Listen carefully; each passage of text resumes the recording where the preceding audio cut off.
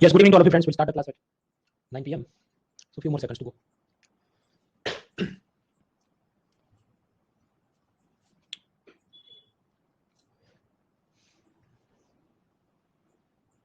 Alright friends, so now it is 9 p.m. and we'll start this class. My first question is, can you see me? Can you hear me? क्या मुझे देख सकते हैं, सुन सकते हैं? Voting line में true false में बताइए.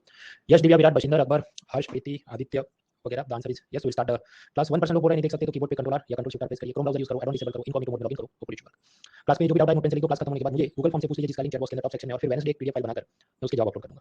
हम लोग देख रहे हैं इकोनॉमी का पिलर 2 बजट टैक्सेशन. उसमें बजट का इंट्रोडक्शन कर लिया था. उसके बाद हम गए थे कि डायरेक्ट और इनडायरेक्ट टैक्स क्या होते हैं, प्रोग्रेसिव डिग्रेसिव टैक्स क्या है, कैनन्स ऑफ टैक्सेशन क्या है, यूनियन और स्टेट के डायरेक्ट इनडायरेक्ट टैक्स क्या थे, टैक्स के डायरेक्ट टैक्सेस के क्या फायदे नुकसान है वो देखा था. टैक्स से सरचार्ज समझना है, फिर कॉर्पोरेशन टैक्स, फिर इनकम टैक्स और बाकी डायरेक्ट टैक्सेस समझना है. So that is the flow. जो लोगों ने कल का क्लास नहीं किया पहले खत्म करके, otherwise this will not make much sense to you. आगे बढ़ने से पहले 2-3 पीवाईक्यू ट्राई करते हैं जो कल तक पढ़ा था. 2015 में पूछा, फाइंड करेक्ट स्टेटमेंट. पहला, राज्यसभा धन विधेयक को खारिज नहीं कर सकती, उसमें कोई सुधार नहीं कर सकती. Rajya Sabha has no power either to reject और to amend a money bill. दूसरा, राज्यसभा अनुदानों की मांगों पर वोटिंग नहीं कर सकती. Rajya Sabha cannot vote on the demand for grants. तीसरा, राज्यसभा में वार्षिक वित्तीय विवरण की चर्चा नहीं हो सकती. Rajya Sabha cannot discuss the annual financial statement. तो आपने करेक्ट स्टेटमेंट फाइंड करने हैं, तो ओनली 1 ओनली 2 वगैरह जो भी आपको ठीक लगे. आपकी voting line and timer it starts now.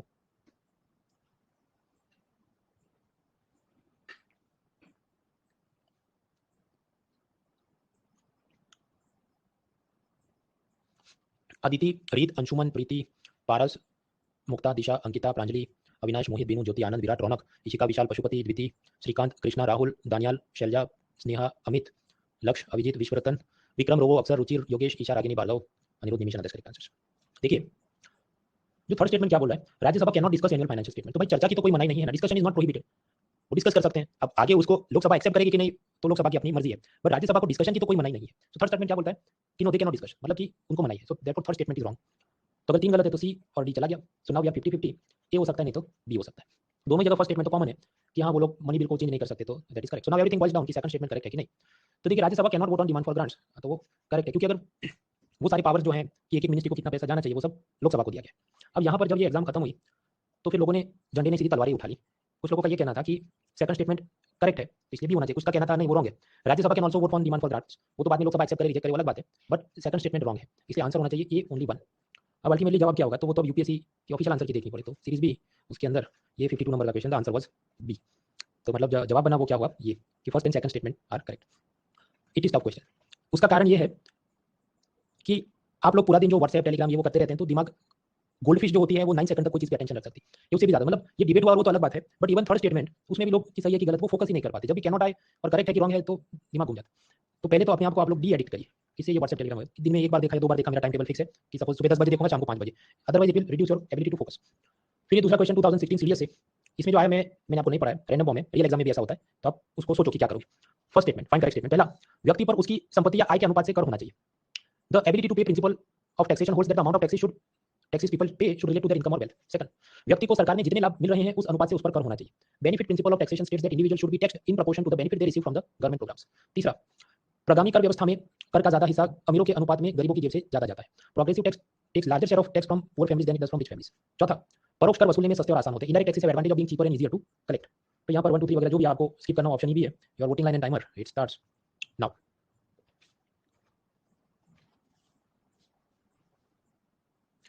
Madhukar, Anshika, doctor Dhruv, Pallavi, Sonia, Ankita, Pravesh, Ayushi, रीत, पुष्कर, ओजस्वी, आकांक्षा, अभिजीत, अनिशा, दानियाल, दीपाली, ज्योति, अंकिता, अनूप, निमिष, आनंद, विवेक, अनुभव, अमर, विकास, Anand, Ankur, Chanchal, Rahul, Shubham, Shruti, Akash, Chirag, Gaurav and others. The answer is Rovo, Yogesh, Ragini, Bhargav, Prajwal, Nufan, Vishwaratan, Saumya, Navneet, Shweta, others correct answers. देखिए हमने एडम स्मिथ के 4 सिद्धांत समझे थे. इधर जो पूछे वो हमने नहीं समझे. उसका कारण ये है कि अलग अलग इकोनॉमिक्स ने बहुत सारे प्रिंसिपल, किसी ने 6 प्रिंसिपल दिए, किसी ने 16 principles of goods taxation system दिए. हम सब करने बैठ नहीं सकते. क्या हमें जितना आता है उसमें से कुछ ट्राई करते हैं. तो अब याद करो कि इनकम टैक्स जो कि प्रोग्रेसिव टैक्स है, लेट मी जूम इन, तो उसमें रिच पर्सन का ज्यादा पैसा जाता है, गरीब आदमी का तो कम पैसा जाता है. And income tax which is direct tax is a progressive tax. वो क्या मामला था कल का लेक्चर देखिए. तो थर्ड स्टेटमेंट क्या बोला है कि नहीं प्रोग्रेसिव टैक्स में गरीब आदमी का ज्यादा पैसा जाता है, तो वो तो गलत है. सो 3 रॉन्ग, तो ये चला गया, डी चला गया. सो नाउ वी आर 50-50 कि बी या सी में कुछ हो सकता है. अब यहाँ पर देखिए सेकंड एंड फोर्थ तो करेक्ट ही है, तो उसको सोचने का कोई मतलब नहीं दिया. Correct. So now everything boils down कि फर्स्ट स्टेटमेंट का क्या हिसाब है.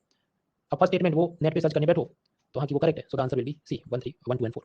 मैंने इसको नहीं पढ़ा, उसका कारण है ये 2016 में पूछा सीडीएस में से लेके आप आगे की जितनी एग्जाम देखो, चाहे सीडीएस हो या आईएएस एग्जाम हो, वापस उन्होंने ये वाली चीज नहीं पूछी. मतलब they asked only about Adam Smith and not this all 25 other economics जो अपने 4 प्रिंसिपल 6 प्रिंसिपल 16 प्रिंसिपल देते रहते हैं. तो वो करने बैठे थे, एक से ज्यादा कॉस्ट बेनिफिट उसका फायदेमंद नहीं है.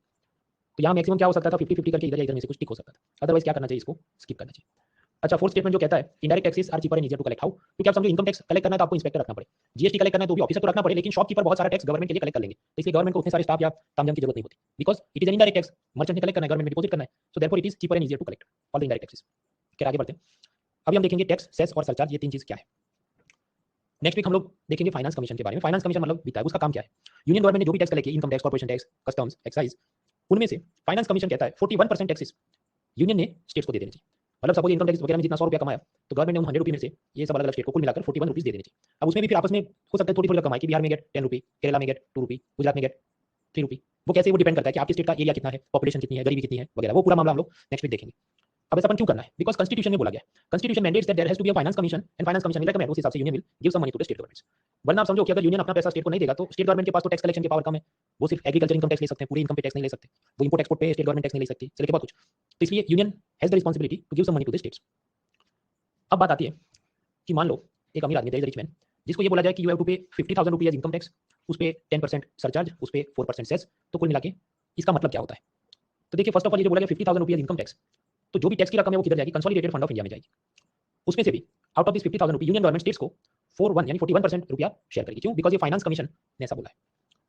तो हमने क्या समझा? टैक्स की जो अमाउंट है it will go to consolidated fund of India और उसका पैसा it will be share with the states as per the formula of finance commission. GST में मैकेनिज्म थोड़ी अलग है, पर अभी खिचड़ी नहीं करेंगे, जीएसटी हम लोग नेक्स्ट वीक पढ़ेंगे तब उसको देखते हैं, अभी सिर्फ इनकम टैक्स की बात करो। So this is one thing. दूसरा, उसको बोला गया कि ये 50,000 के ऊपर 10% सरचार्ज भी भरो, तो ये जो सरचार्ज है इसका मतलब क्या हुआ? ये पैसा भी यूनियन गवर्नमेंट कलेक्ट करेगी, वो भी कंसोलिडेटेड फंड ऑफ इंडिया में जाएगा। लेकिन सरचार्ज की रकम में से क्या स्टेट्स को 41% मिलेगा? The answer is no. इसलिए देखिए यहाँ पर मैंने क्रॉस मार्क किया है। क्या फाइनेंस कमीशन कोई सजेशन इस पे, मतलब वो बोलेगा 41% शेयर करो, तो उसका डोमेन नहीं है, उसका अधिकार क्षेत्र नहीं, तो मैंने वो जगह रॉन्ग कर दिया। अब देखो इनकम टैक्स में मैंने क्या किया? कंसोलिडेटेड फंड ऑफ इंडिया में जाएगा, यस, स्टेट्स को शेयर मिलेगा, इसमें मिलेगा, यस, फाइनेंस कमीशन उसकी रिकमेंडेशन देता है, करेक्ट। तो ये हुआ सरचार्ज। सरचार्ज का ऑब्जेक्टिव क्या है? सरकार की मन चाहे वहां वो स्पेंड कर सकती है कि ये 10% सरचार्ज से मिलिट्री के वेपन खरीदने, नया हॉस्पिटल बनाना है, नई कोई कार खरीदनी है, व्हाटएवर गवर्नमेंट की मर्जी है, they can do whatever they want. इसका कोई मोटिव स्पेसिफाइड नहीं होता, सामान्य रूप से उद्देश्य नहीं बताते कि क्यों ले रहे हैं ये पैसा। एक्सेप्ट एक बार अपवाद है कि एक बार बजट 2018 ने ये कहा कि इंपोर्टेड आइटम पे लगती है कस्टम ड्यूटी नाम का टैक्स और उसके ऊपर लगेगा 10% सोशल वेलफेयर सरचार्ज। तो मतलब उधर उन्होंने खुल के बोल दिया social welfare surcharge means what? Social welfare, समाज कल्याण, SC ST OBC PH minorities, उन सब के लिए कुछ करेंगे, इसके लिए टैक्स के ऊपर एक्स्ट्रा सरचार्ज ले रहे हैं। बट नॉर्मली हर जगह ऐसा वो खुल के नहीं बोलते, सो दैट इज सरचार्ज। तीसरा, सरकार ने क्या कहा कि सेस लगेगा 4% सेस लगेगा। तो ये सेस क्या हुआ? सेस ऐसी रकम है कि जो इनकम टैक्स पे भी लगेगी और सरचार्ज के ऊपर भी लगेगी। मतलब ये जो 50,000 रुपये इनकम टैक्स है इस पे भी सेस लगेगा कितना? 4%, और ये 10% सरचार्ज जो लगा उसके ऊपर भी लगेगा सेस कितना? 4%। ये सेस की रकम किधर जाएगी? तो जब it will go to public account. Public account क्या होता है? लास्ट लेक्चर में हमने देख लिया। अच्छा, इसमें क्या फाइनेंस कमीशन बोल सकता है कि इसका 41% शेयर करो स्टेट के साथ? जवाब है नहीं। क्या स्टेट को इसमें से पैसा मिलने का कोई कॉन्स्टिट्यूशनल पावर है? जवाब है नहीं। सो दैट इज सेस, उपकर, जो टैक्स में भी लगता है, सरचार्ज के ऊपर भी लगता है। अब ये जो सेस होता है उसका सरकार स्पष्ट उद्देश्य बता देती। द मोटिव और objective is specifically given. For example ऐसा बोला गया है कि इनकम टैक्स पे 4% हेल्थ एंड एजुकेशन सेस लगेगा, तो नाम से सीधे हेल्थ एंड एजुकेशन के लिए they will spend the money. या इंफ्रास्ट्रक्चर पे पेट्रोल डीजल पे जो एक्साइज ड्यूटी लगती है उसके ऊपर इंफ्रास्ट्रक्चर सेस लगेगा। पहले एक सर्विस टैक्स था उस पे स्वच्छ भारत सेस लगता था। तो मतलब यहाँ पर गवर्नमेंट कोई ऑब्जेक्टिव स्पेसिफाई करेगी और उसी ऑब्जेक्टिव के लिए गवर्नमेंट को पैसा स्पेंड करेगी। जीएसटी के अंदर भी एक चीज आती है, जीएसटी कॉम्पेंसेशन सेस, पर वो अलग चीज है, उसको खिचड़ी नहीं करेंगे, वहां तक हम पहुंचेंगे नेक्स्ट थर्सडे या फ्राइडे तक उसकी बात करते हैं। अब आप लोगों को प्रश्न होगा अपन ये इतना सब खिचड़ी करने की क्यों जरूरत है, सीधा सीधा मान लो ना जितना टैक्स चाहिए। तब यहाँ पर गौर करो, जो सरचार्ज और सेस है वो क्यों लिया जाता है? बिकॉज यूनियन वो स्टेट के साथ शेयर नहीं करना चाहती, यूनियन अपने हिस्से में ज्यादा रखना चाहती है, इसलिए ऐसी नई नई चीजें वो मांगती है। क्योंकि कॉन्स्टिट्यूशन में क्या लिखा है? टैक्स में से there will be some money given to the states, और फाइनेंस कमीशन उस पे बोलेगा। तो यूनियन ने नई चीज लेके आई कि सेस और सरचार्ज, तो ये आपको नहीं मिलेगा, इसका हमारे पास ही रहेगा। खासकर कई बार गवर्नमेंट को यूनियन में पार्टी अलग हो, नीचे स्टेट्स में अलग ऑपोजिशन पार्टी की सरकार हो, उन सबको पैसा देंगे, वो फिर अपनी स्कीम चलाएंगे, हमसे आगे बढ़ जाएंगे, ये सब नहीं होना चाहिए वगैरह। So they deliberately carve out this things. ये ऐसी बात है।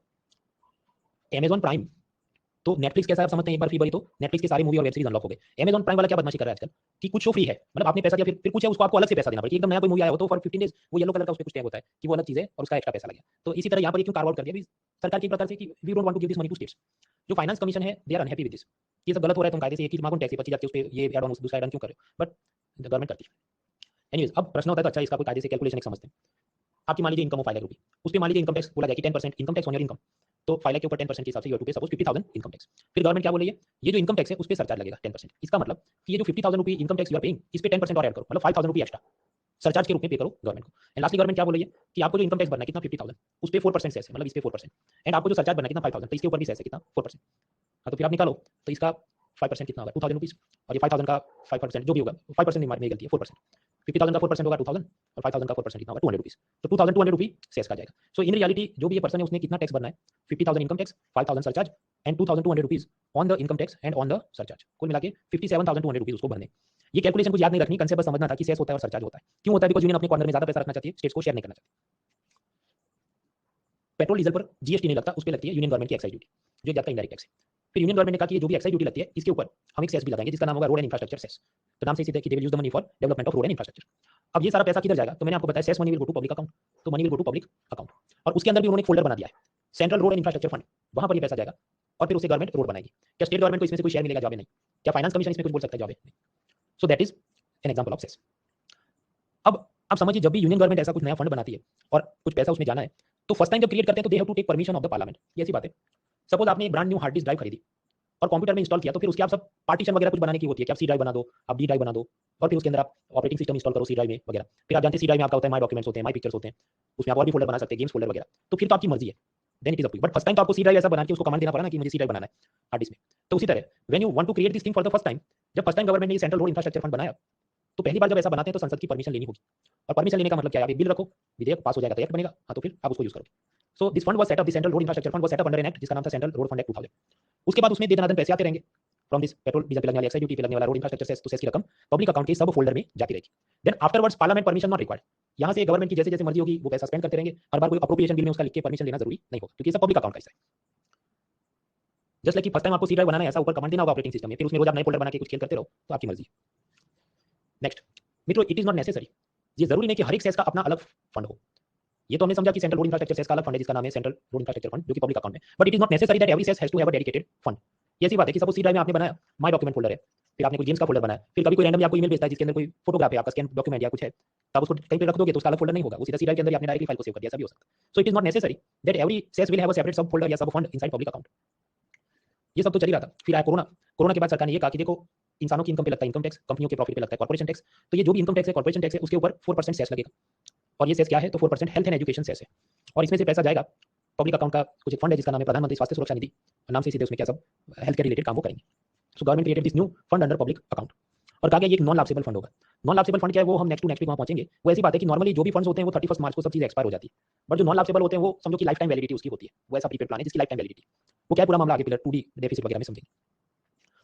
हाँ, तो सेस की रकम जाएगी कौन सी? प्रधानमंत्री स्वास्थ्य सुरक्षा निधि। उसमें से क्या काम होंगे? तो नाम से सीधे सब हेल्थ केयर के काम होंगे। तो हेल्थ केयर की अलग अलग जो स्कीम्स चलती हैं जिसके बारे में हम लोग पिलर 6 ह्यूमन रिसोर्स डेवलपमेंट सब टॉपिक हेल्थ में देखेंगे, तब उसको देखेंगे। अभी लिस्ट दिया है पर अभी इसको दिमाग उसमें बर्बाद नहीं करना है। पिलर 6 जब कंप्लीट हो जाएगा तो फिर आप वापस पूरा रिवीजन करेंगे, तब आपको हाँ भाई कि क्रिस्टोफर नोलन की मूवी का क्लाइमेक्स देख के आपने वापस देखा होता, then this scene is making sense to me, जो इंटरवल के पहले आया था। अब कुछ लोग पूछेंगे कि अच्छा तुम कहते हो कि एक नया ये पब्लिक अकाउंट में फंड बना है प्रधानमंत्री स्वास्थ्य सुरक्षा निधि, तो इसका कोई एक्ट है या लॉ है उससे बना है, जैसे वो सेंट्रल रोड एक्ट बनाया था 2000 में? तो जब ऐसा कोई गवर्नमेंट ने प्रेस रिलीज में बताया नहीं, हाईलाइट नहीं किया, तो मैं खुद से सर्च नहीं करने बैठा। पर हो सकता है फाइनेंस एक्ट के अंदर जो फाइनेंस बिल होगा उसमें कुछ लाइन लिख दी होगी कि इसमें नया करना है, इसको अप्रूव करो। बट वो सब हम पीएचडी करने नहीं बैठेंगे। और भी अलग अलग टैक्स लगते हैं, पर वो अलग अलग टैक्स पे लगते हैं, तो जब वो टैक्स समझेंगे तब वहां तक पहुंचेंगे। फॉर एग्जाम्पल कि कुछ कस्टम ड्यूटी पे लगता है, कुछ एक्साइज ड्यूटी पे लगता है, कुछ जीएसटी पे लगता है सेस, तो इसका तो अलग ही हैंड आउट है, वहां पर उसको समझेंगे। अभी सारे के सारे सेस कहाँ कितना लगता है उसमें ब्लड प्रेशर हाई करने की कोई जरूरत नहीं है। तो हमने अब तक देखे सब टैक्सेस और सरचार्ज। अब इसके बाद हम आगे बढ़ते हैं डायरेक्ट टैक्सेस। डायरेक्ट टैक्सेस के अंदर एक एक करके सब डायरेक्ट टैक्स समझते हैं। कंपनियों के प्रॉफिट पे लगता है कॉर्पोरेशन टैक्स, इंसानों की इनकम पे लगता है इनकम टैक्स, और इसके आगे पीछे और भी बहुत टैक्स लगते हैं, Google tax, minimum alternate tax, dividend distribution tax, share buyback tax, capital gains tax वगैरह वगैरह। तो एक एक करके सब समझेंगे। सबसे पहले समझते हैं corporation tax which is applicable on the profits of the company. Suppose Mukesh Ambani ने एक जियो फोन बनाया 1500 रुपये का, तो उसकी सेल्स या टर्नओवर क्या हुई? उसने वो सेल किया 1500 रुपीज में, but that is not his profit, ये उसका मुनाफा नहीं है। क्योंकि आप समझो उसको स्टाफ को सैलरी देनी है, उसमें 100 रुपये चले गए, इलेक्ट्रिसिटी बिल ड्यूरिंग मैन्युफैक्चरिंग उसमें 100 रुपये चले गए, इसका सब रिसर्च डेवलपमेंट करवाया था उसमें 100 रुपये चले गए, और ये जो भी मोबाइल बनाने की फैक्ट्री है उसमें सब मशीनरी होगी, उस मशीनरी का रिपेयर मेंटेनेंस करना होगा, उसमें ऑयल और जो भी अलग अलग इंस्ट्रूमेंट पूरे चेंज करने होंगे, नट बोल्ट, उसमें 100 रुपये चले गए, जिसको हम कहते हैं डेप्रिसिएशन या घिसाव। तो ये सारे खर्चे आप माइनस करोगे, देन यू रियलाइज कि भाई 1500 रुपये में say that was the selling price and this is all part of the expenses या कॉस्ट प्राइस, तो अल्टीमेटली प्रॉफिट तो कितना होगा? सिर्फ 1100 रुपीज ओनली। तो ये जो 1100 रुपीज प्रॉफिट है जियो कंपनी का, इस प्रॉफिट के ऊपर टैक्स लगेगा कॉर्पोरेशन टैक्स कितना? 25%। So corporation tax is not on sales, it is on the profit of the company. अब कुछ बार गवर्नमेंट को ये लगता है कि हम इस कंपनी को थोड़ा और मोटिवेट करते हैं। अब मोटिवेट कैसे करेंगे? तो टैक्स कम लगे, ऐसा कुछ करो तो कंपनी मोटिवेट हो जाएगी। फॉर एग्जांपल गवर्नमेंट ऐसा कहे कि देखो इलेक्ट्रिसिटी बिल में तुमने 100 रुपये माइनस किए क्योंकि प्रोडक्शन के दौरान तुमको इलेक्ट्रिसिटी यूज करना था। हावेवर इफ मुकेश अंबानी को सपोज इंसेंटिव दिया जाए, लॉलीपॉप दिया जाए कि सपोज आपकी कंपनी सोलर इलेक्ट्रिसिटी यूज करती है तो हम आपको 2x बेनिफिट देंगे। इसका मतलब क्या हुआ कि कोल इलेक्ट्रिसिटी यूज किया जो भी लाया तो 100 रुपये माइनस करता था मुकेश अंबानी, पर अगर वो सोलर इलेक्ट्रिसिटी यूज करे गवर्नमेंट कहेगी 2x बेनिफिट। इसका मतलब क्या? तो फिर वो 200 रुपये माइनस कर सकता है। 100 रुपये का इलेक्ट्रिसिटी यूज किया बट एक्सेल शीट में वो 2 टाइम्स कर देगा, तो 2x हो गया। उसी तरह लॉलीपॉप दिया जाए कि देखो अगर तुम्हारी कंपनी रिसर्च डेवलपमेंट में और पैसा स्पेंड करती है तो हम 2x बेनिफिट देंगे। इसका मतलब क्या?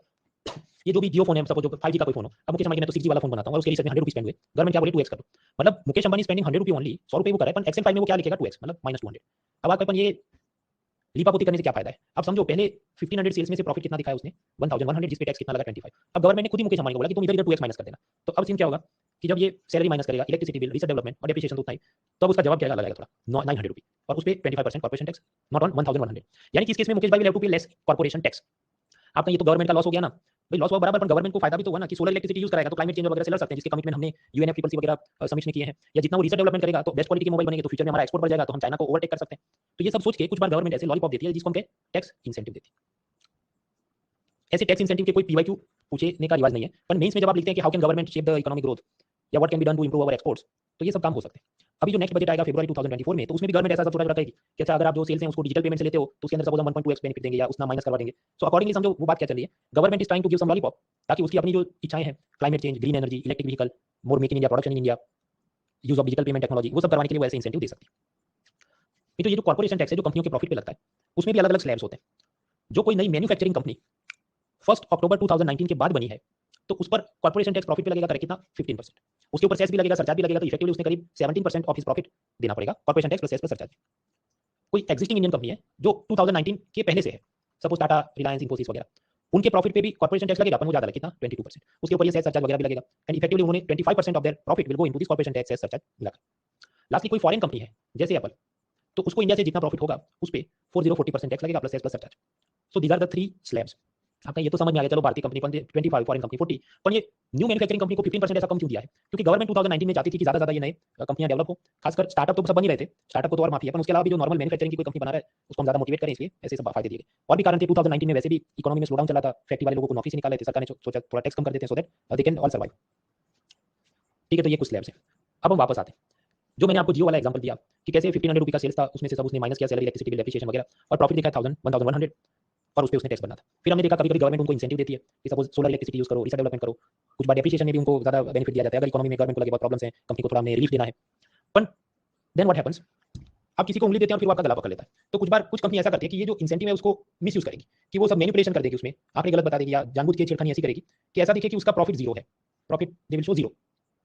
अब जीरो प्रॉफिट है तो समझो उस पर 25% कॉर्पोरेशन टैक्स है, तो जीरो का 25 कितना, जीरो। तो मतलब ये तो जीरो प्रॉफिट कंपनी होगी। और वो ऐसा क्यों कर रहा है? बिकॉज उसको टैक्स नहीं भरना, इसलिए वो मैनिपुलेशन कर रहा है अपने अकाउंट बुक्स में। अब वो असल में कैसे करते हैं वो सब चार्टर्ड अकाउंटेंट हम पढ़ने नहीं बैठेंगे, सफिशिएंट टू नो कि जो भी इंसेंटिव ऐसे मिलते हैं उसमें वो कुछ ना कुछ गड़बड़ कर देते हैं। तो company use this tax deduction, tax exemption वगैरह benefits to become zero profit company या जीरो टैक्स कंपनी, ताकि उसको टैक्स नहीं भरना पड़े। उनको कैसे लड़ा जाए? तो इसके लिए राजीव गांधी जब पीएम थे तो एक फॉर्मूला लेके आए, उस हिसाब से उन पर मिनिमम कॉर्पोरेशन टैक्स लगता था। फिर चिदम्बरम आए तो उन्होंने उसको नाम बदल के बोला MAT, minimum alternate tax. Minimum alternate tax कितना है? तो 15%, और वो लगता है बुक प्रॉफिट पे। अब बुक प्रॉफिट क्या है? तो भाई वो स्पेशल फॉर्मूला है जो इस न्यूसेंस को पकड़ लेगी। आप समझो कि ये सब इंसेंटिव का न्यूसेंस को फैला रहा है, तो बुक प्रॉफिट की फॉर्मूला कुछ ऐसी होगी कि वो यहाँ चेक करके लाएगा कि तुम्हारा असल में कितना प्रॉफिट है। So what exactly is that book profit formula, वो हम समझने नहीं बैठेंगे कि बुक प्रॉफिट फॉर्मूला क्या है। वो स्पेशल फॉर्मूला है जिससे ऐसे न्यूसेंस को वी कैन डिटेक्ट। तो जीरो टैक्स कंपनी जो जानबूझ के अपना सब गड़बड़ करके छुपाती है प्रॉफिट, उनके ऊपर भी मिनिमम ऑल्टरनेट टैक्स लगता है कितना 15%, and that is on companies. फिर होती है cooperative society. For example Amul एक कोऑपरेटिव सोसाइटी। कोऑपरेटिव सोसाइटी क्या होती है वो पिलर 4 में देखेंगे, एग्रीकल्चर। तो कोऑपरेटिव सोसाइटी के ऊपर भी टैक्स तो लगता है उनके प्रॉफिट पे, बट वो भी अगर ऐसा न्यूसेंस करी हो, जीरो प्रॉफिट दिखा रही हो, तो उनके ऊपर भी ऐसी चीज लगती है और उसको कहते हैं AMT, alternative minimum tax on cooperative society. वो भी क्या है, कैसे काम करता है, नॉट इंपॉर्टेंट, एक लाइन में याद रखना है, तो बस एक ही लाइन में याद रखना है, and then move to next topic. ये आपके हैंडआउट में भी दिया है कि सपोज कोई कंपनी है किंगफिशर और वो प्रॉफिट करती है अपन शोइंग जीरो प्रॉफिट है, तो फिर उस पर लगेगा MAT, minimum alternate tax. On the other hand कोई कोऑपरेटिव सोसाइटी है जैसे अमूल कोऑपरेटिव, और वो भी दिखा रहा है कि उसका प्रॉफिट तो है पर वो दिखा नहीं जीरो प्रॉफिट है, तो उस पर भी टैक्स लगेगा। वो क्या है? AMT, alternate minimum tax. इसको हम और आगे पढ़ने, एक लाइन में एक्सेप्ट करके आगे बढ़ो तो ही आपका कल्याण है, otherwise you can study more but UPSC इतना पूछ नहीं रही है तो वो काम का नहीं। इसके बाद का मुद्दा है कि startup company, angel tax, Google tax, वो भी सब समझना है but with a fresh mind. So let us take a break for 5 minutes and then we move forward.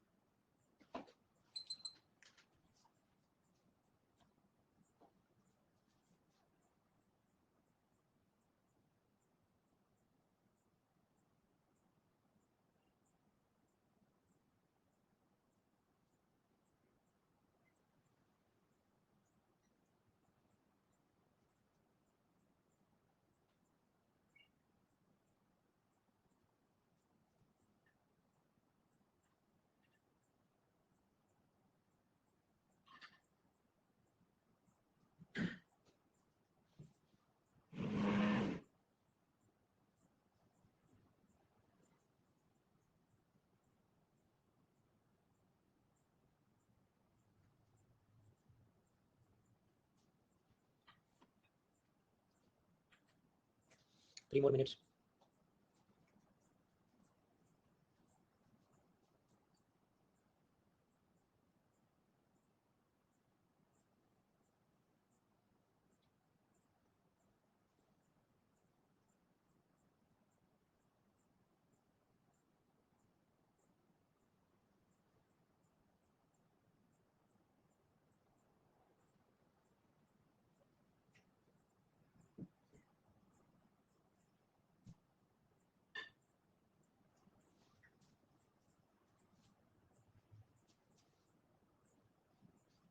2 more minutes.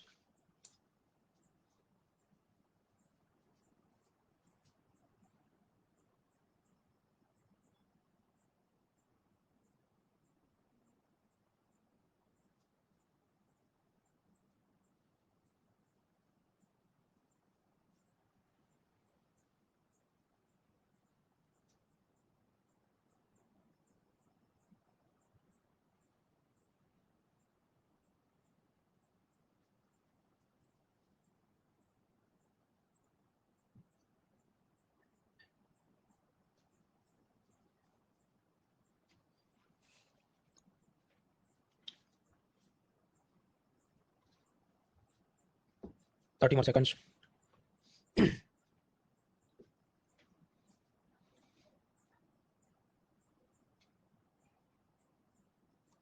Alright friends, आगे बढ़ने से पहले tell me the voting line. Can you see me, can you hear me, क्या मेरे देख सकते हैं, सुन सकते हैं? ट्रू फॉल्स में वोट करें। हर्ष, बशिंदर, तात्मी, गौरव, यश, साक्षी, सुप्रिया, नवनीत, अनंत, दांतरी, जस्ट वी मूव फॉरवर्ड। जो भी डाउट है तो नोट पेन से लिख दो, क्लास खत्म होने के बाद गूगल फॉर्म से पूछ लो, जिसका लिंक चैट बॉक्स के अंदर टॉप सेक्शन में।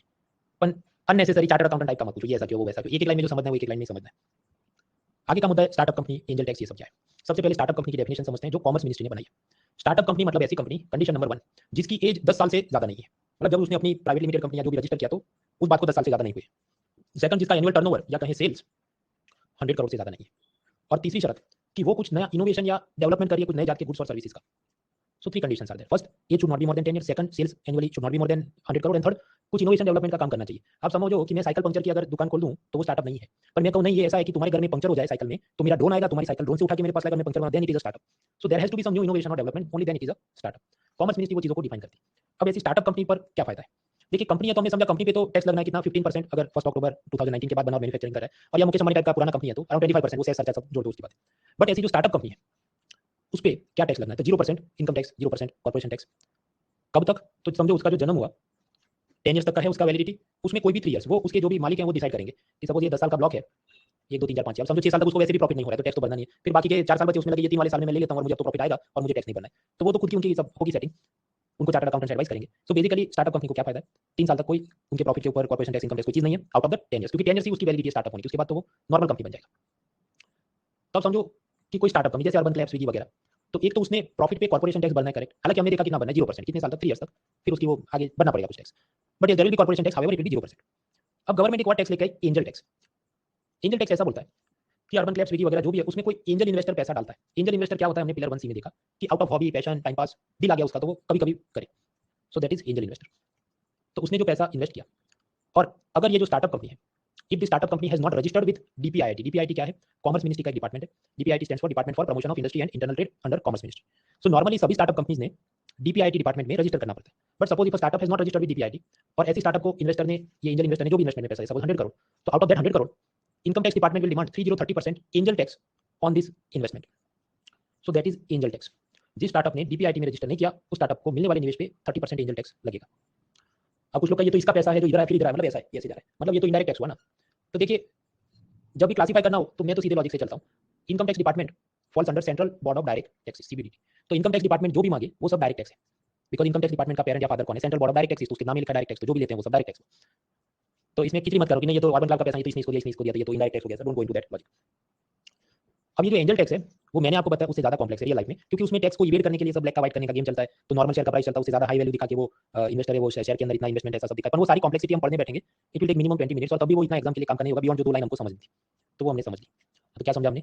एंजल इन्वेस्टर कोई स्टार्टअप कंपनी में इन्वेस्ट करता है, however if that startup has not registered with commerce ministry DPIT department, तो इनकम टैक्स कहेगा कि तुमने जितना भी ये इन्वेस्टमेंट रिसीव किया सपोज 100 करोड़, तो इस पे स्विगी जोमेटो जो भी है उसने 30% एंजल टैक्स भरना है।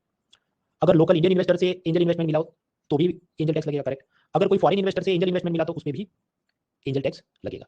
So it doesn't matter whether local investor is giving this money or foreign investor is giving this money, angel tax will be applicable. पहले फॉरेन टैक्स वालों, फॉरेन इन्वेस्टर पे नहीं, जब फॉरेन इन्वेस्टर्स कोई startup में invest करे तो उस वक्त एंजल टैक्स नहीं बनता था, अपन 2023 में बजट में काफी बनेगा, तो याद ही रखना 2023 में बना। तो what you have to remember is only this कि वेदर लोकल इन्वेस्टर है, वेदर फॉरेन इन्वेस्टर है, अगर वो एंजल इन्वेस्टमेंट करता है बट स्टार्टअप ने डीपीआईटी में रजिस्टर नहीं किया तो 30% एंजल टैक्स का केस बन सकता है। In real life it is more complex but we will not waste time learning those complex things. ये जो एंजल टैक्स है असल में उसका ऑब्जेक्टिव क्या है? ये सब लोग ब्लैक का पैसा व्हाइट करने का गेम खेलते थे, इसलिए उनके ऊपर एंजल टैक्स लगाया। तो ब्लैक मनी क्या है? Base erosion and profit shifting क्या, डबल टैक्सेशन अवॉइडेंस एग्रीमेंट क्या, जनरल एंटी अवॉइडेंस रूल्स क्या, राउंड ट्रिपिंग क्या, टैक्स इवेजन, बहुत सारी चीजें समझनी है, पर वो अभी नहीं समझे। अभी हम सिर्फ जो मेन टैक्सेस हैं उनके परसेंटेजेस, उनकी मैकेनिज्म, उतना बेसिक आइडिया क्लियर है। ये जो एडवांस टॉपिक है related to tax evasion, tax avoidance, वो हम पढ़ेंगे, but that we will go लगभग नेक्स्ट सैटरडे, वहां तक हम पहुंचेंगे पिलर 2B में, तभी उसमें नहीं जा रहे। तो हमने समझना था कॉर्पोरेशन टैक्स समझा, कुछ कंपनियां अपना मैनिपुलेट करके जीरो प्रॉफिट दिखा रही थी तो मिनिमम अल्टरनेट टैक्स समझा, फिर हमने स्टार्टअप पे लगने वाला एंजल टैक्स समझा, अभी कुछ और भी चीजें गूगल टैक्स वगैरह क्या है। एक एग्जांपल से समझते हैं, देखिए एडोब फोटोशॉप, फोटोशॉप एक सॉफ्टवेयर है, पहले उसकी हार्ड डिस्क मिलती थी, आजकल सब डिजिटल सब्सक्रिप्शन है, जस्ट लाइक नेटफ्लिक्स, अन अकेडमी, इसका भी डिजिटल सब्सक्रिप्शन होता है एडोब फोटोशॉप का, हर महीने इतना पैसा भरवा आपका हुआ। तब समझो एडोब फोटोशॉप है तो फोटो वो तो अमेरिका में कंपनी होगी या उसने रजिस्टर किया होगा अपने आप को सिंगापुर या आइलैंड या कहीं पर, जहां उसको कम टैक्स लगता है। फिर वो क्या कर रहा है, एडोब इज द सेलर और ये एक इंडियन पर्सन है जो बायर है, जो भी ऐसा डिजिटल फोटोग्राफी का काम करता है। So now he the Indian buyer will pay the money, कितना, सपोज 1000 रुपए, 1000 रुपए वो सेलिंग प्राइस पे कर रहा है, सेलिंग प्राइस 1000, हम भारतीय, हमने अमेरिका की कंपनी को पैसा दिया 1000 की, ये सॉफ्टवेयर हमको दो। अब समझिए सेलिंग प्राइस 1000 है, बट उसके भी तो दो कंपोनेंट होते हैं ना, एक तो कंपनी का कॉस्ट प्राइस होता है सपोज 700 रुपए, और उसके ऊपर प्रॉफिट है कितना 300, तो इसलिए उसका सेलिंग प्राइस है 1000। कॉस्ट प्राइस प्रॉफिट क्या होता है वो सब सीधे बिजनेस समझ के आओ। तो cost price plus profit equal selling price, तो सेलिंग प्राइस 1000 रुपए हमने इसको पे किया। और मैंने आपको आगे बताया कि ऐसी कोई भी फॉरेन कंपनी है तो फॉरेन कंपनी के इंडिया के प्रॉफिट पे कितना कॉर्पोरेशन टैक्स लगता है, 40% तो 40% corporation tax on the profit which is 300 रुपी, और वो कौन लेगा, इनकम टैक्स डिपार्टमेंट लेगा। क्यों लेगा, क्योंकि इनकम टैक्स एक्ट में पावर दी है। और कुछ लोगों को क्लिक नहीं होगा तो मैं लेट मी गो बैक,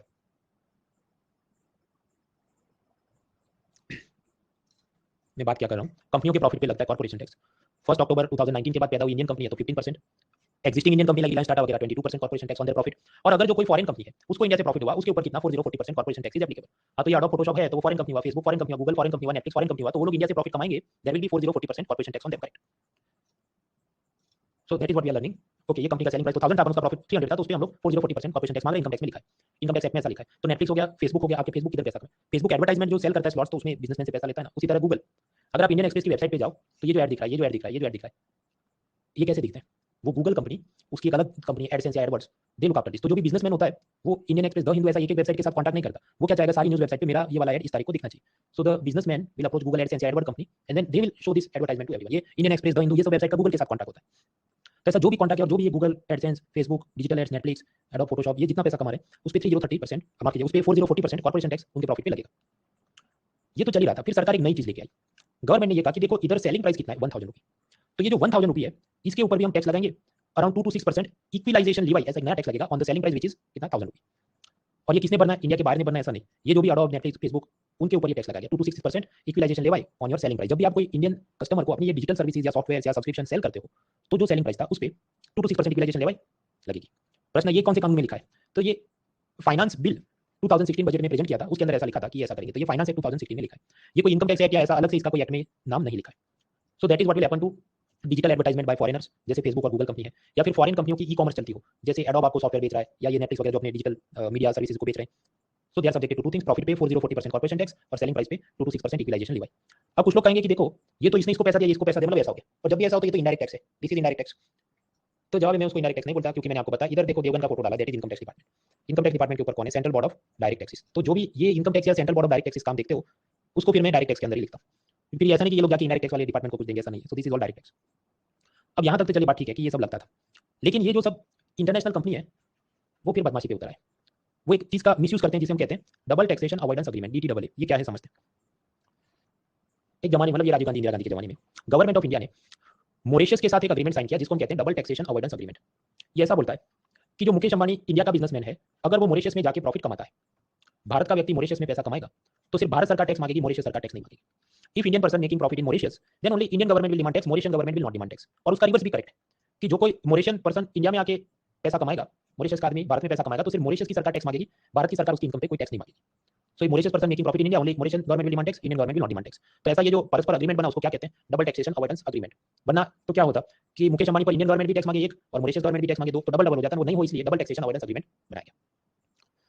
अब ये डबल टैक्सेशन अवॉइडेंस एग्रीमेंट 80 वगैरह में जो बनाए होंगे उसका क्या ऑब्जेक्टिव होगा कि सपोज उस वक्त पाकिस्तान या रशिया या चाइना या कोई वो लोग मॉरिशस को अपनी गोद में बिठाना चाहते हो और इंडियन गवर्नमेंट ने तुम हमारे साथ रहो, you will be better position, you will be in better position, तो इसलिए लॉलीपॉप दिए होंगे। बट आगे चल के इसका मिसयूज होने लगा। आज की तारीख में आप ये गूगल, अमेजॉन, फेसबुक, ये सब तो अमेरिकन कंपनी है, पर उसका आप रजिस्ट्रेशन देखो आयरलैंड, मॉरिशस, केमन आइलैंड, सिंगापुर, ऐसे अलग अलग देशों में रखते हैं कि जहां पर टैक्स कम हो और फिर वहां से वो इंडिया में इन्वेस्ट करेंगे या बिजनेस करेंगे, ये बोल के कि देखो सपोज मॉरिशस में 0% टैक्स लगते हो या 2% टैक्स लगते हो, क्योंकि वो तो छोटा सा देश है ना, तो उसको फॉरेनर को अटैक करना है, तो कहेगा I will demand only 2% tax. India में तो हमने देखा कि वो इंडिया की कंपनी होता है, 22% तो टैक्स लगेगा, ऊपर से सरचार्ज बोल के 25 हो जाए। तो ये लोग जानबूझ के ऐसे गेम खेलते हैं और फिर ये एडोब या अमेजॉन या गूगल, फेसबुक क्या बोलेंगे कि we are based in Singapore और मॉरिशस, और आपकी इंडियन गवर्नमेंट ने सिंगापुर और मॉरिशस के साथ double taxation avoidance agreement sign किया है।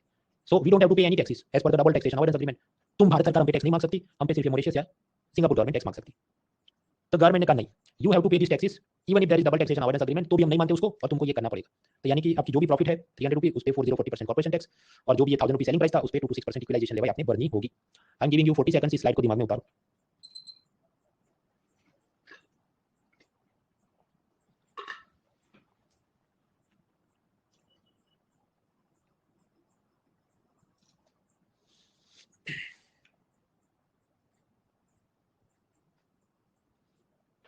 ऑलराइट, अब आप लोग कहेंगे भाई ये तो सब ठीक है, पर ये तो 2016 में हुआ ना, तो अभी हमारा गलत क्यों दबा रहे हो तुम 2024 के लिए? उसका कारण मैं आपको बताऊं।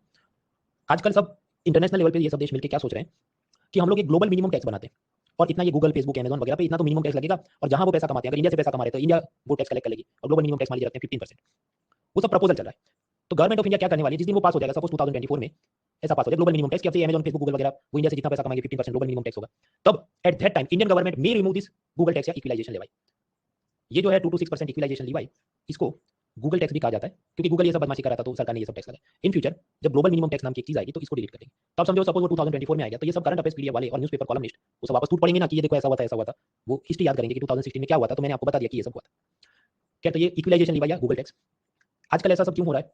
क्योंकि ये गूगल, एप्पल, फेसबुक, अमेज़न ऐसी सब डिजिटल कंपनियां और डिजिटाइजेशन जो बढ़ रहा है उसके चलते ये सब टैक्स चैलेंजेस क्रिएट हो रही है, और उनसे लड़ने के लिए हमें कुछ नया करना होगा। एक ग्रुप है ओईसीडी, वो क्या काम करता है पिलर 3 में देखेंगे, बट ये सब लोग उस पे एक्टिव है। फ्रांस ने भी एक टैक्स लगाया गाफा टैक्स, मतलब गूगल, एप्पल, फेसबुक, अमेज़न, क्योंकि वो सब लोग उधर बदमाशी कर रहे हैं। G20 ग्रुप वो कह रहा है कि ग्लोबल मिनिमम टैक्स इन सब पे 15% लगाते हैं। वो सब क्या मामला है, पिलर 2 भी black money next week around Saturday हम लोग देखेंगे। तो हमने देखा कॉर्पोरेशन टैक्स, हमने देखा Google tax, minimum alternate tax. अभी कंपनियों के शेयर बॉन्ड पे कुछ लगने वाली चीजों में डिविडेंड डिस्ट्रीब्यूशन टैक्स और शेयर बायबैक टैक्स क्या है वो समझते हैं, फिर कैपिटल गेन्स टैक्स क्या है वो भी देखते हैं। देखिए कोई भी कंपनी में नीचे होते हैं सब शेयर होल्डर्स, तो मिडिल क्लास शेयर होल्डर है। सपोज ये आदमी खुद गवर्नमेंट जॉब कर रहा है तो उस पर इनकम टैक्स लगता है, जब हाँ सरकारी नौकरी करते हो सैलरी मिले तो इनकम टैक्स तो लगता है। एडिशनली उसने रिलायंस के शेयर्स भी परचेज किए, क्या वो परचेज कर सकता है? हाँ कर सकता है, देयर इज नो प्रोहिबिशन। तो ये सब शेयर होल्डर्स हैं। शेयर होल्डर के ऊपर आप जानते हैं बोर्ड ऑफ डायरेक्टर है। बोर्ड ऑफ डायरेक्टर के अंदर मुकेश अंबानी मान लीजिए कंपनी का बोर्ड ऑफ डायरेक्टर के अंदर वो चेयरमैन है, तो मुकेश अंबानी को चेयरमैन के रूप में कुछ सैलरी मिलेगी। क्या उस सैलरी पे इनकम टैक्स लगेगा? जब हाँ सैलरी है तो इनकम टैक्स लगता है। फिर ये कंपनी चलेगी, इसका एमडी होगा, they will do the business, ये सब चल रहा है। उसके बाद इस कंपनी को होगा प्रॉफिट। प्रॉफिट पे हमने समझा कि कॉर्पोरेशन टैक्स लगेगा। इंडिया की कंपनी है तो 15 to 25% कॉर्पोरेशन टैक्स लग सकता है, वो डिपेंड करता है पैदा कब हुई थी, 2019 से पहले या बाद में वगैरह वगैरह। तो they will pay the corporation tax. फिर जो प्रॉफिट है उसमें से सम ऑफ द प्रॉफिट कंपनी अपने शेयर होल्डर्स को दे देगी, जिसको हम कहते हैं डिविडेंड, जिसके बारे में पिलर 1 सी में हमने काफी पढ़ा था। अब होता यह था कि एक जमाने में गवर्नमेंट ये कहती थी कि ये जो डिविडेंड है जो शेयर होल्डर्स को मिल रहा है इसके ऊपर 15% डिविडेंड डिस्ट्रीब्यूशन टैक्स लगेगा, लाभांश वितरण कर। और कहा गया कि ये एट सोर्स लगेगा, मतलब आप समझो सोर्स क्या है। रिलायंस कंपनी सबको दे रही है पैसा, तो रिलायंस कंपनी ने ही ये टैक्स कट करके गवर्नमेंट में जमा करना है और बाकी रिमेनिंग अमाउंट अपने शेयर होल्डर्स को देना है। तो क्या ये डिविडेंड डिस्ट्रीब्यूशन टैक्स, उसके ऊपर सरचार्ज से ये सब लग के 20% इसी में चला जाता है। तब समझो कि सपोज आपके पास कंपनी का एक शेयर था, मुकेश अंबानी ने कहा कि मैं आपको 100 रुपये डिविडेंड देता हूँ, और गवर्नमेंट क्या कहते हैं इसमें सब ये डिविडेंड डिस्ट्रीब्यूशन टैक्स से सरचार्ज देके, so Mukesh Ambani will transfer 20 rupees to income tax department, और बाकी 80 रुपीज वो dividend after taxes share holder को दे देगी। So that was dividend distribution tax. अब कुछ लोग कहेंगे देखो ये तो इसके ऊपर लगना था, अपन ये तो इसने जमा कर दिया तो ये सब ऐसा है, तो ये तो इनडायरेक्ट टैक्स हो गया। तो मैं सिर्फ इतना कहना चाहूंगा भाई, मैंने आपको पहले भी बोला इनकम टैक्स डिपार्टमेंट और central board of direct tax जो उसके ऊपर पेरेंट है, वो लोग जो भी काम करे उसको डायरेक्ट टैक्स ही समझना है। ये सब आप समझो एडमिनिस्ट्रेटिव मैकेनिज्म है।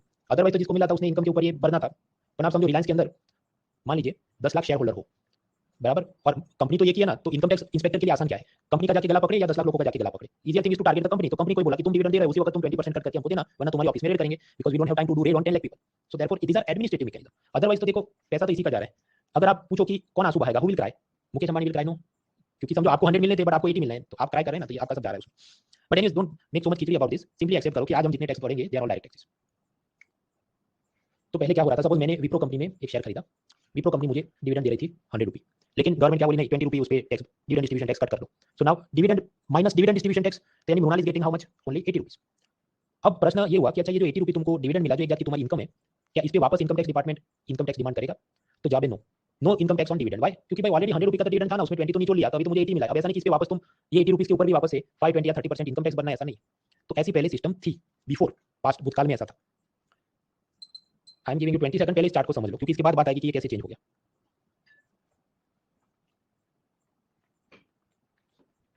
मैं आपको नंबर लिख दूं ताकि और आसानी से समझ आए। 100 रुपये डिविडेंड था, 20 डिविडेंड डिस्ट्रीब्यूशन टैक्स में गया और मुझे मिला सिर्फ 80, और फिर इस 80 पे कोई इनकम टैक्स है, तो जवाब है इस 80 पे कोई इनकम टैक्स नहीं। 10 more seconds. Okay, so this was the system before, पहले ऐसा था। अब ये सिस्टम में क्या गलत हो रहा है, what bad thing is happening, आप समझो। कोई एक गरीब आदमी है जिसने रिलायंस कंपनी का शेयर खरीदा, उसके पास एक शेयर है, और रिलायंस कंपनी ने उसे 100 रुपये का डिविडेंड दिया, एक शेयर पे सपोज 100 रुपये डिविडेंड मिला, उस पर कितना टैक्स लगेगा? Dividend distribution tax 20%। सपोज ये गरीब आदमी बड़ा पाव की शॉप चला रहा है और बड़ा पाव शॉप से सपोज उसको 1 लाख रुपये मिल रहा है, तो गरीब है ना, तो उस पर इनकम टैक्स कितना लगेगा? 0। क्योंकि हमने देखा था कल स्लैब क्या है 5, 20, 30 ऐसे सब स्लैब है। सपोज एक मिडिल क्लास पर्सन है जिसके पास रिलायंस कंपनी के 10 शेयर्स है और उसको उस हिसाब से 1000 रुपी डिविडेंड मिल रहा है, उस पर कितना डिविडेंड डिस्ट्रीब्यूशन टैक्स कट हुआ 20 रुपीज। सपोज उसकी बाकी भी कोई जॉब करता है, बिजनेस करता है, जिसमें से उसको इनकम मिलती है, तो उस इनकम पे इनकम टैक्स लगेगा कितना 5%। यस, इनकम टैक्स 5, 20, 30 वो अलग चलता है। लास्टली मुकेश अंबानी खुद, उसके पास तो रिलायंस कंपनी के करोड़ों शेयर्स हैं, तो उसके पास तो डिविडेंड भी 500 करोड़ आएगा और उस डिविडेंड में से डिविडेंड डिस्ट्रीब्यूशन टैक्स कट होगा यस कितना 20%। और उसकी बाकी भी जो इनकम आती है रिलायंस कंपनी के चेयरमैन की सैलरी, रिलायंस रिफाइनरी में से उसको जो दूसरी सैलरी मिलती होगी वगैरह, या उसके बैंक सेविंग अकाउंट से जो इंटरेस्ट कमाता है उसने, और जो ऐसी इनकम, तो बाकी इनकम पे इनकम टैक्स कितना है 30%। तो आप याद करो एडम स्मिथ, उसने 4 सिद्धांत दिए थे कैनन्स ऑफ टैक्सेशन। उसमें क्या था, कैनन ऑफ इक्वालिटी। इक्वालिटी क्या बोलता था कि जो भी टैक्स लगे वो आदमी की इनकम के अनुपात में होना चाहिए। The tax should be proportionate to the income. यहाँ ऐसा नहीं हो रहा है। अब देखो मुकेश अंबानी 500 करोड़ रुपए डिविडेंड ले गया तो भी 20% टैक्स, गरीब आदमी को 100 रुपए डिविडेंड तो भी 20% टैक्स, तो ये गलत हो रहा है। खासकर डायरेक्ट टैक्स के अंदर ऐसा नहीं होना चाहिए। डायरेक्ट टैक्स तो आप समझते हैं पिरामिड होना चाहिए ना, कि गरीब पे 0, मिडिल क्लास पे 5, रिच पे 30। इधर तो कैसा, ये तो ऐसा हो गया कि नीचे भी 20 है, बीच में भी 20 और ऊपर भी 20 हो गया। इसलिए गवर्नमेंट ने डिसाइड किया 2020 में कि हैंसफोर्थ हम लोग ये डिविडेंड डिस्ट्रीब्यूशन टैक्स को एबॉलिश करते हैं, डिलीट करते हैं, बंद करते हैं। तो अब क्या होगा कि सपोज मैंने विप्रो कंपनी का एक शेयर खरीदा और वो लोग मुझे 100 रुपी डिविडेंड दे रहे हैं, तो क्या वो लोग उसमें 20 रुपी डिविडेंड डिस्ट्रीब्यूशन टैक्स है, सरचार्ज कुछ लगाएंगे? जवाब है नहीं, एबॉलिश, कुछ नहीं। तो मुझे सीधा 100 रुपी मिल जाएगा, 100 रुपीज डिविडेंड। अब ये 100 रुपी पे इनकम टैक्स लगेगा, तो जवाब है हाँ। You can not have it both the way. दो हाथ से लड्डू नहीं मिल सकते कि डिविडेंड डिस्ट्रीब्यूशन टैक्स भी नहीं भरूंगा, इनकम टैक्स भी नहीं भरूंगा। तो अब मुझे 100 रुपी डिविडेंड था, सीधा 100 रुपी मिल गया। पर उस 100 रुपी पे आई विल हैव टू पे इनकम टैक्स कितना, 5, 20, 30। वो तो डिपेंड करता है कि मैं पिरामिड में कहां पर हूं। मिडिल क्लास होगा तो 5%, गरीब आदमी होगा 0%, अमीर आदमी होगा 30%। So this is the present mechanism. Again I give you 30 seconds, इसको दिमाग में उतारो कि ये कैसे पहले से अलग है। Let me right the number 100, इधर 20 नहीं, इधर सीधा 100 और फिर 100 के ऊपर pyramid 0, 5, 30 income tax.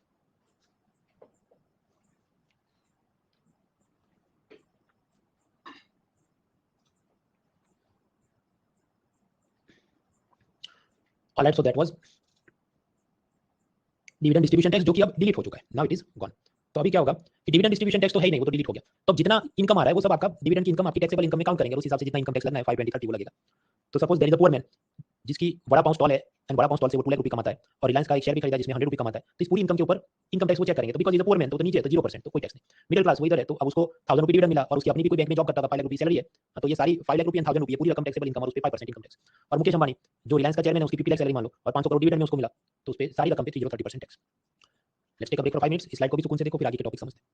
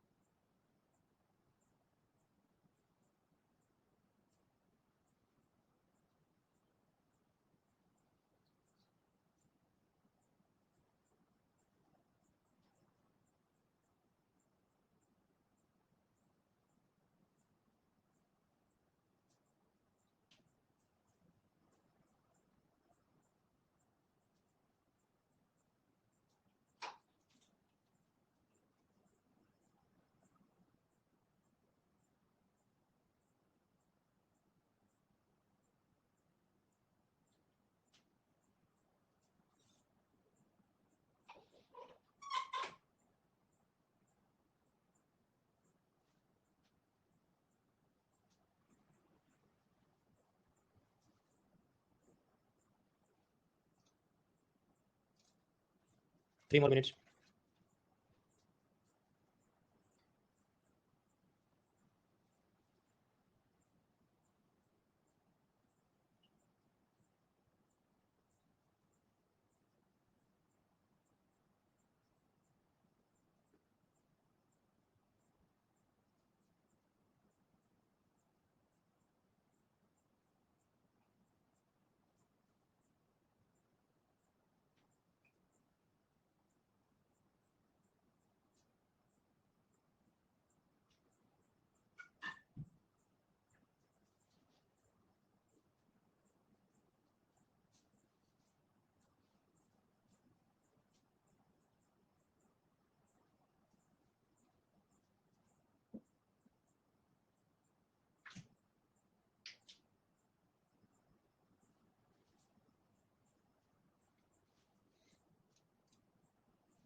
One more minute.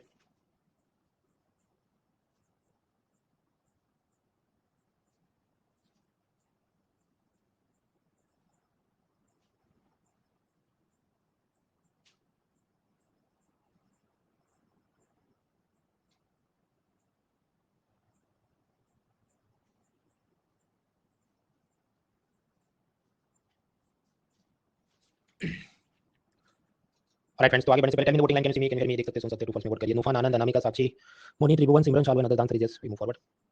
ये यूजर नेम्स देख के मुझे लगता है कुछ लोग तो ओल्ड स्टूडेंट्स हैं, और ओल्ड स्टूडेंट्स को मैं पहले भी बोल चुका हूँ, दिल पे पत्थर रख के, कि आप लोग मुझे पसंद करते हैं, आप वापस बैठते हैं, that is well and good, but my advice is आप लोग बाकी सब कोर्सेज कंप्लीट करो, ऑप्शनल कंप्लीट करो, सब कंप्लीट हो गया तो जो भी बैंक स्टाफ सिलेक्शन सीरीज वगैरह एग्जाम देने वो देखो। इधर हम जो भी पढ़ रहे हैं आप समझो इसकी फ्री अपडेट्स आपको मिल जाएगी, win 24 series which will start from February. So old students need not sit here, वो बैठे तो मैं मना नहीं कर रहा, बट आई वुड प्रेफर कि वो अपना टाइम ज्यादा प्रोडक्टिवली यूज करें। आपको जानने को नहीं दो चार चीजें होती है, अपन वो तो अलग से देख लेंगे। इट इज जस्ट लाइक आपके पास आईफोन 13 है तो ठीक ही चलता है, 15 है तो 15 लेने की जरूरत नहीं है, अपडेट पैक से ऑपरेटिंग सिस्टम अपडेट करो। Anyways, so we are looking at the direct taxes, corporation tax खत्म, कंपनियों के प्रॉफिट पे, गूगल टैक्स वो ये सब एड और वो सब लोग बदमाशी कर रहे थे, हमने देखा। मिनिमम ऑल्टरनेट टैक्स जब कंपनी का मेरा प्रॉफिट जीरो है बट कोई मैनिपुलेशन चल रहा है। डिविडेंड डिस्ट्रीब्यूशन टैक्स था पर वो डिलीट हो गया। उसके बाद समझना है शेयर बायबैक टैक्स है, कैपिटल गेन्स टैक्स है, इनकम टैक्स है, security transaction tax, commodity transaction tax, Tobin tax, TDS, TCS, वो सब खत्म हो जाएगा, फिर इनडायरेक्ट टैक्स देखेंगे, जीएसटी, एक्साइज, कस्टम वगैरह। तो अभी नेक्स्ट टॉपिक है शेयर बायबैक। शेयर बायबैक क्या था, पिलर 1C पहले देख क्या। जैसे company TCS, Tata consultancy service, TCS का शेयर अलग अलग लोगों के पास होगा। अभी टीसीएस की मान लीजिए सेकेंडरी मार्केट में उसका शेयर चल रहा हो, प्राइस चल रहा हो 3900 रुपीज, और जनता के पास मान लीजिए 5050 शेयर्स इस कंपनी के हो। कभी कभी टीसीएस क्या कहेगा कि देखो मित्रों, डियर शेयर होल्डर्स, आप लोगों के पास 5050 शेयर्स हैं, out of them we will buy 1414 shares, हम खुद ही बायबैक करेंगे, हम ही ने दिया था आपको, हम ही बायबैक करेंगे, and we will pay you 4500 rupees each on this share. आप कहे तो 50 और 14 जाएंगे, तो भाई उसके अंदर समझो थोड़ा लॉटरी सिस्टम, थोड़ा कोटा सिस्टम टाइप का होता है। तो आपके पास शेयर्स हैं, टीसीएस आपको पिस्तौल नहीं दिखा रहा है, आपकी मर्जी है, अपने पास रखो और किसी और को बेचना बेचो, but if you want you can also do the sale to us, हम बायबैक कर लेंगे और हम आपको 4500 देंगे। तो ये जो बायबैक होगा, और ये क्या लकी ड्रॉ कम कोटा सिस्टम होती है, तो समझो कि गरीब आदमी का मान लीजिए लग गया, मेरा एक नंबर लग गया, ऐसा जरूरी है कि सारे 14 शेयर्स मेरे ही सेल हो जाएंगे, वो लॉटरी जैसी चीज होती है। And we are not pointing gun at your head, जबरदस्ती नहीं, तुमको ठीक लगे तो तुम ये कर सकते हो। तो कंपनी करेगी शेयर का बायबैक, और कंपनी हमें पे करेगी कितना, 4500। तो जब कंपनी ऐसा बायबैक करिए, उस वक्त कंपनी ने इनकम टैक्स डिपार्टमेंट को टैक्स भरना पड़ता है, उसका नाम है बायबैक टैक्स। कितना हमारे लिए काम करें, रफली सपोज मान लीजिए 10%। तो जो भी कंपनी शेयर बायबैक कर रही है उस वक्त company itself will have to pay some tax to the government, जिसको हम कहते हैं बायबैक टैक्स, और क्योंकि इनकम टैक्स को वो देगा डिपार्टमेंट को, तो इसको हम कहेंगे डायरेक्ट टैक्स।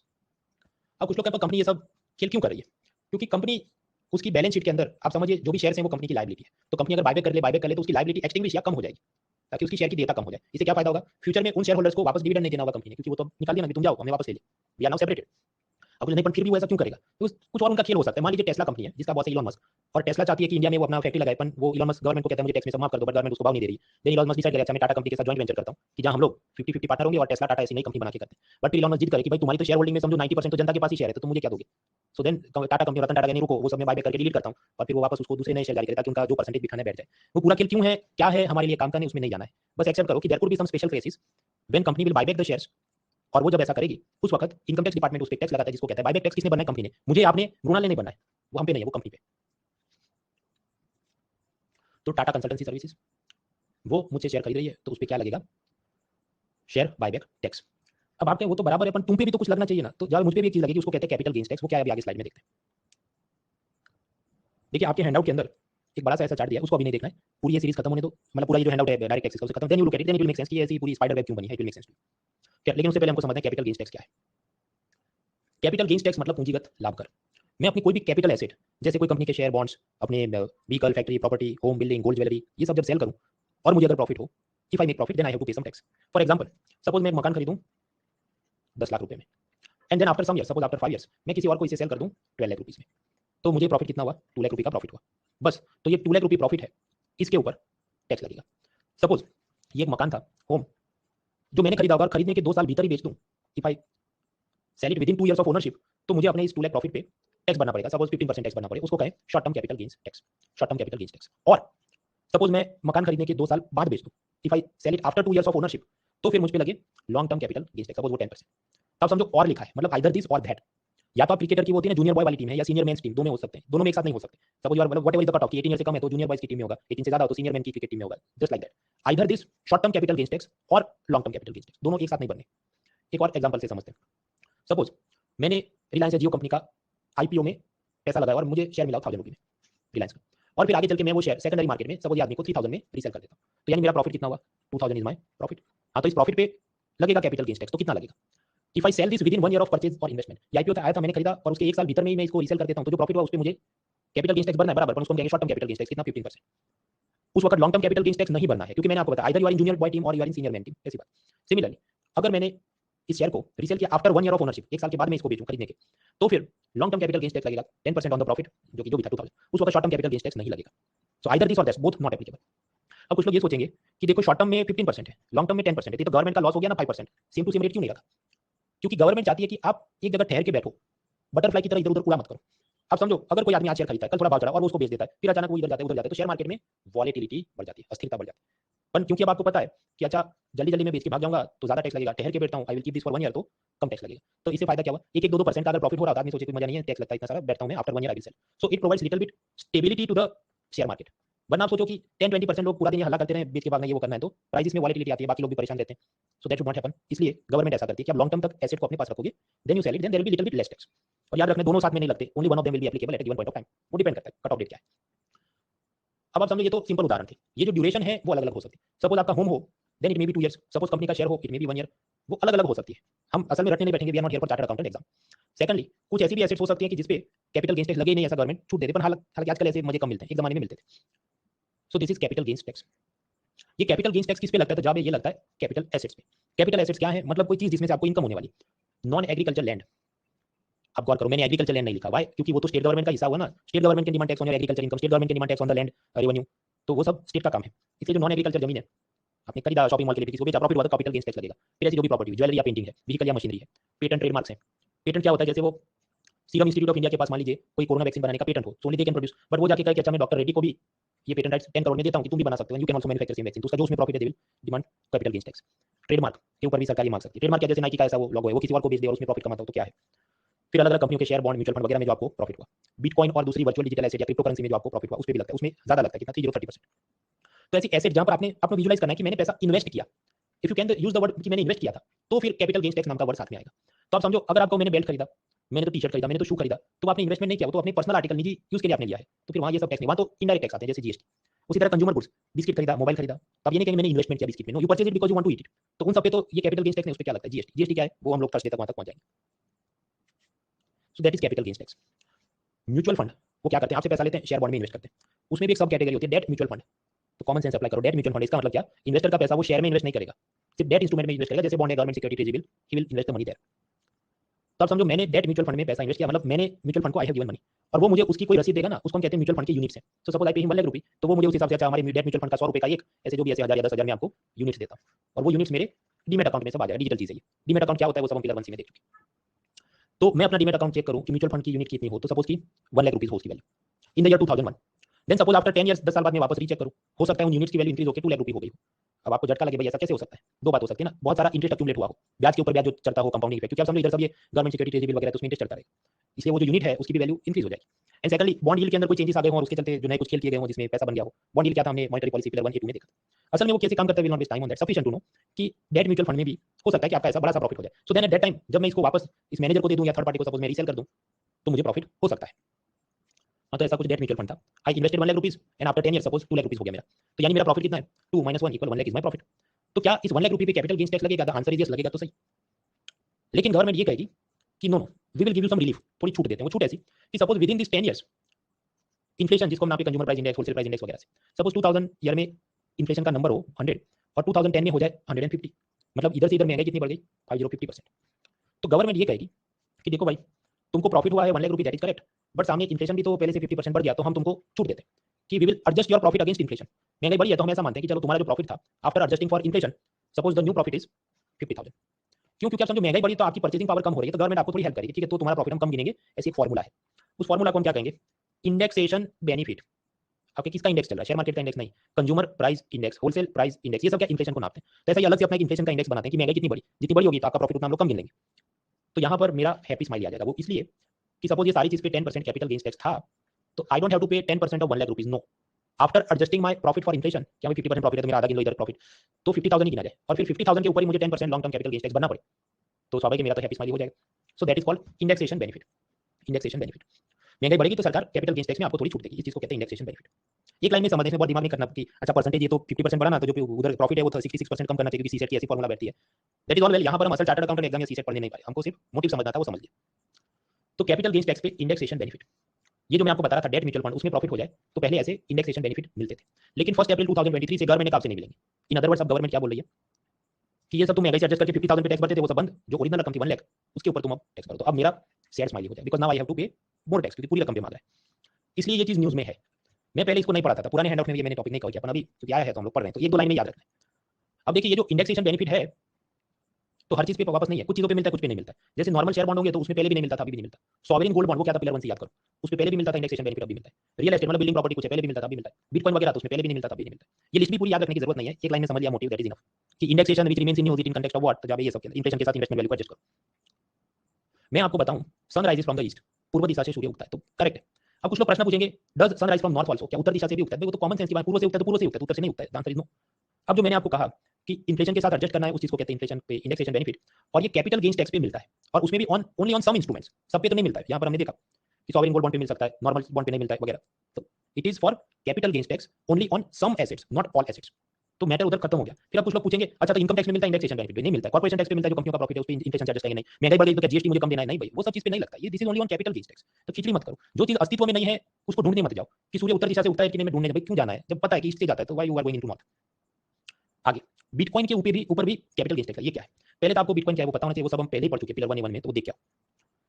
सपोज मेरे पास एक बिटकॉइन हो जो मैं सेल कर रहा हूँ, और सामने एक बायर है जो उसको बाय कर रहा है। अब ओरिजिनली सपोज ये बिटकॉइन मैंने किसी से खरीदा, सपोज सतोशी नाकामोटो से, और मेरा कॉस्ट प्राइस था 100 रुपी, मेरी चाहे मेरा कॉस्ट प्राइस था suppose 200 rupees, and suppose I want 100 rupee profit, तो मैं सेल करूंगा 300 रुपी में। सो दैट मींस ये जो बायर है he has to pay me 300 rupees. तो ये तो बिटकॉइन तो ये एक बात हुई, और भी चीजें होती है, crypto currency, Ethereum, Litecoin, Dogecoin, bitcoin है, नॉन फंजिबल टोकन, वो सब क्या था पिलर 1 में समझा। ऐसे जो भी वर्चुअल डिजिटल एसेट्स यानी वीडीए है, इसमें भी जो प्रॉफिट होगा उस पे कैपिटल गेन्स टैक्स लगेगा, क्योंकि एसेट है, और मैंने आपको कहा एसेट में आप इन्वेस्ट करते थे, इन्वेस्ट किया तो पैसा प्रॉफिट पे टैक्स है। Okay, so what is my profit 100 रुपी, तो इस 100 रुपी पे मैं जो सेलर हूं आई हैव टू पे 3030% कैपिटल गेन्स टैक्स, और इस पे कोई इन्फ्लेशन से एडजस्ट करेगा, इंडेक्सेशन बेनिफिट कुछ नहीं, फ्लैट सीधा। इसमें शॉर्ट टर्म और लॉन्ग टर्म ऐसा भी नहीं है, आज खरीदा कल बेचा, आज खरीदा 10 साल बाद बेचा, कुछ भी करो 3030% देना है। सो 30% capital gains tax on profit, क्या था 100 रुपी प्रॉफिट। एक और चीज है कि ये जो बायर मुझसे खरीद रहा है कौन से सेलिंग प्राइस पे, 300 रुपी सेलिंग प्राइस पे, तो इस पे इनकम टैक्स डिपार्टमेंट उससे भी कहेगा कि तुम भी ये जो सेलिंग प्राइस था कितना 300, उस पे dear buyer you also have to pay me one tax, और उसको हम कहेंगे TDS, tax deducted at source 1%, तो वो उधर जाएगा। अब ये टीडीएस क्या है उसे हम कल समझेंगे, वहां तक पहुंचेंगे, तो अभी के लिए बस एक्सेप्ट करो कि ऐसा भी कुछ करता है। सो सेलिंग प्राइस पे टीडीएस 1%, और जो प्रॉफिट है बिटकॉइन का उस पे 3030% capital gains tax. TDS stands for tax deducted at source. बात में कोई दम है नहीं, but I am giving you 30 seconds, इसको दिमाग में उतार।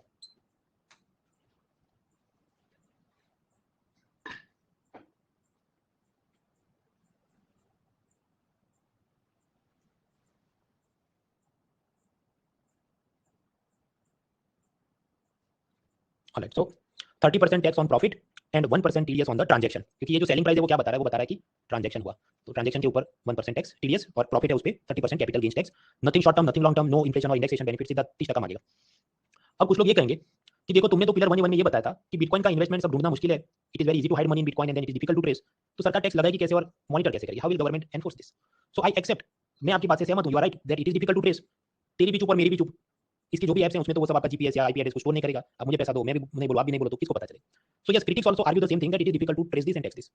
आलोचकों का भी मानना है कि इसको असल में लेना मुश्किल है क्योंकि लोग छुपा देंगे, बट गवर्नमेंट ने टैक्स लगाया तो हम एमसीक्यू में टिक करेंगे कि यहाँ टैक्स है। असल में इसको पकड़ने के लिए क्या करना पड़ेगा, ये Mauritius, Seychelles island, Syria, Yemen, जो भी सब 2 नंबर के काम करने वाले देश हैं, जो कि मतलब वहां पर ऐसी गवर्नमेंट हो जो हेल्प करती है वैसे लोगों की, उन सबके ऊपर इंटरनेशनल लॉबी का प्रेशर बनेगा, तब हम चीजों को ट्रेस कर सकते हैं। उसके लिए सब अलग अलग फ्रेमवर्क भी बन रहे हैं, जो ओईसीडी ग्रुप बना रहा है, उस सबके बारे में हम लोग पिलर 2B में पढ़ेंगे, वहां तक हम लोग नेक्स्ट सैटरडे तक पहुंचते हैं। अब कुछ लोग पूछेंगे ये जो 1% टीडीएस कट हुआ तो क्या वो 30% प्रॉफिट के साथ एडजस्ट करेंगे और उस हिसाब से मेरे ऊपर 29 लगेगा, या क्या है? भाई टीडीएस कैसे एडजस्ट होता है वो सब चार्टर्ड अकाउंटेंट वाली चीज, इधर हम लोग समझने नहीं बैठेंगे, अपने एग्जाम के लिए काम करनी। एक लाइन में याद रखना है, बिटकॉइन प्रॉफिट पे 30% कैपिटल गेन्स टैक्स, और पूरा जो भी ट्रांजैक्शन या सेलिंग प्राइस उस पे 1% TDS is there. So we are done with corporation, Google, MAT, dividend distribution tax, buyback tax, capital gains tax. इसके बाद का जो मुद्दा है वो इनकम टैक्स और बाकी भी चीजें, लेकिन उसे हम लोग पढ़ेंगे कल। Tomorrow again we are meeting, Saturday 14 तारीख है, कल हम लोग पढ़ेंगे income tax, then TDS, TCS वगैरह, तो कुल मिला के समझो 2.5 आवर्स का काम है। उसके बाद दिस संडे नो क्लास। आप कहेंगे ये जादू कैसे हो गया, ये क्या काम चोरी है, तुम वापस किधर घूमने जा रहे हो? The answer is no. मैंने ये पूरा टाइम टेबल सबमिट किया था may be in the month of August, तभी मैंने वो उधर ऐसे ही रखा था, बिकॉज आप समझो ये अपना पिलर 2 खत्म हो गया इधर की, जो भी डायरेक्ट टैक्सेस, उसके बाद जो समझना है वो सब इनडायरेक्ट टैक्सेस। अब इनडायरेक्ट टैक्सेस खुद में 2 लेक्चर का काम है, तो उसको आधा छोड़ दें, फिर बुधवार को आधी टेस्ट हो, उसमें कुछ मजा नहीं है, तो मैंने अलग ही रखा है। So this Sunday no class, मतलब कल तो मिला है, tomorrow yes we are meeting, Saturday we are meeting, Sunday we are not meeting, वो काम चोरी नहीं है, सिलेबस चल रहा है, उसमें कोई प्रॉब्लम नहीं है, तो संडे को यूज करना है, जो भी बैकलॉग को खत्म करना है। उसके बाद वेडनेसडे को टेस्ट होगी, कौन सी है, बजट और डायरेक्ट टैक्स की। फिर थर्सडे से वापस जो क्लास होंगे तो उसमें ये जो भी जीएसटी और बाकी डायरेक्ट टैक्स समझते हैं, फिर फाइनेंस कमीशन, फिर ये जो भी बाकी सब चीजें, सब्सिडी, डेफिसिट, वो सब नेक्स्ट वीक हम खत्म करेंगे। सो यूज इट एज अपॉर्चुनिटी, उसको ऐसा नहीं कि हाँ चलो मजे करते हैं संडे को, no, take this as an opportunity. तो आज के लिए इधर इतना रखते हैं। वैसे भी इनकम टैक्स टॉपिक ऐसा है कि समझो it will require some 40 minutes, और वो भी एकदम फ्रेश माइंड चाहिए, तो इसको कल ही समझते हैं। सो आई एंड द क्लास हियर, आपका होमवर्क क्या है, ये जितना पड़ा उसको एंड आउट से खत्म करो, कल भी मिल रहे हैं तो खत्म करो। Sunday we are not meeting but use the opportunity to complete backlogs and then Wednesday test वगैरह। So I am ending the class here, see you in the upcoming days accordingly, best wishes. कल मिलना है, याद रखो, ऐसा नहीं कल Sunday नहीं है भाई, कल सैटरडे, कल तो मिलना है, याद रख, कल आना है।